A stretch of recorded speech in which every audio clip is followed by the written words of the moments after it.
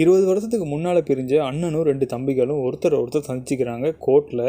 அண்ணன் ஜட்ஜாக இருக்கார், ஒரு தம்பி குற்றவாளி, இன்னொரு தம்பி சாட்சி சொல்ல. இப்போ நம்ம கதைக்குள்ளே போகலாம். இன்றைக்கி நாங்கள் பார்க்க போகிற படம் படிக்காதவன்.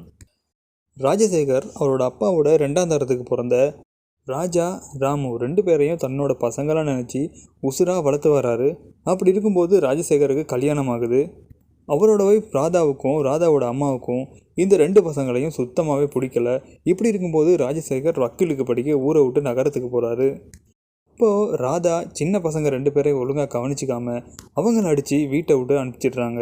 அவங்களும் அன்னி கொடுமை தாங்க முடியாமல் வீட்டில் இருந்து ஓடிடுறாங்க. நகரத்துக்கு போயிட்டு 2 சின்ன பசங்களும் திருட்டு கும்பல்கிட்ட மாட்டிடுறாங்க. அவங்கள்ட்ட இருந்து அன்வர் பாயா வர நாகேஷ் அவங்கள காப்பாற்றி வளர்க்குறாரு. நாகேஷ்க்கு ஏற்கனவே 2 பசங்க இருக்காங்க. சாதிக்னு ஒரு பையன், அப்புறம் ஒரு பொண்ணு. அவங்களோட சேர்த்து இவங்க 2 பேரையும் 4 பசங்களாம் சேர்த்து அவர் வளர்த்து வராரு. பெரியவங்களான பிறகு ராஜாவாக வர சூப்பர் ஸ்டார் அந்த ஊர்லேயே திறமையான, அதே நேரம் நல்ல டாக்ஸி டிரைவராக இருக்கார். அவரோட தம்பி ராமு காலேஜில் படிக்கிறான். ஆனால் ராமு அவனோட அண்ணன் அமெரிக்காவில் பெரிய பணக்காரனும் இவன் ஒரு பெரிய இடத்த புள்ளனும் காலேஜில் பொய்யா காட்டிக்கிறான். இருக்கும்போது அந்த ஊரில் பெரிய கடத்தல்காரன் சக்கரவர்த்தி. அவனோட அண்ணன் வேதாச்சலம் தான் அந்த ஊரில் பெரிய பணக்காரர். ஆனால் அவருக்கும் அந்த கடத்தலுக்கும் எந்த சம்மந்தமும் கிடையாது. சக்கரவர்த்தி போலீஸில் இருக்க தன்னோட அடியாட்களை மீட்கிறதுக்காக ஒரு நாள் ராஜாவோட டாக்ஸியில் ஏறி அந்த ஊர்லேயே இல்லை, இந்தியாவிலேயே பெரிய வக்கீலை பார்க்க போகிறாரு. சக்கரவர்த்தியோட வாட்சை டாக்ஸிலேயே மறந்து வச்சுட்டு வந்துடுறாரு. ஸோ வாட்சை கொடுக்கறதுக்காக சக்கரவர்த்தி உள்ளே போனப்போ தான் தெரியுது அங்கே இருக்க பெரிய வக்கீல் யாரும் இல்லை, அவரோட அண்ணன்னு.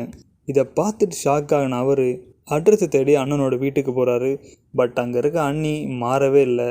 நீ சாதாரண டாக்ஸி டிரைவர், இங்கே என் புருஷனுக்கு தம்பின்னு சொல்லி என் புருஷன் மானத்தை வாங்கிறதுன்னு சொல்லி வீட்டிலேருந்து திருப்பி அமைச்சிடுறாங்க.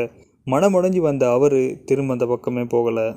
தன்னோட தம்பியை நல்லா படிக்க வச்சு ஒரு பெரிய ஆளாக்கி கூட்டிகிட்டு போய் அவங்க முன்னால் நிற்பேன்னு சபதம் எடுக்கிறாரு.